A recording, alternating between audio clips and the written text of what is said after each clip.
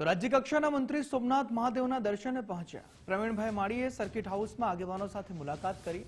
મંત્રીએ પરિવાર સાથે સોમનાથ મંદિરની વિશેષ પૂજા કરી.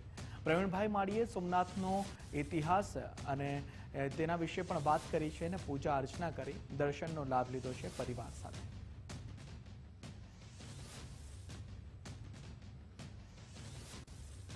સ્વાભિમાન પર્વ પૂજા 2026 એટલે કે મોહમ્મદ ગજનવીએ 1026માં આ દાદાના જ્યોતિર્લિંગ ઉપર જ્યારે અહીંયા આ મંદિર ઉપર જ્યારે હુમલો કર્યો એને 1000 વર્ષ પૂર્ણ થયા.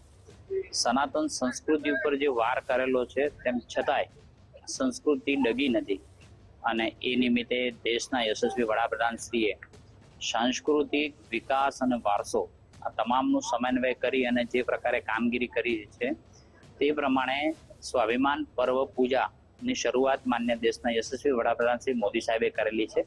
આજે મને મારા પરિવાર સાથે પૂજા કરવાનો અવસર મળ્યો છે. દેવોના દેવ મહાદેવને પ્રાર્થના કરી છે કે જગત કલ્યાણાર્થની શક્તિ આપે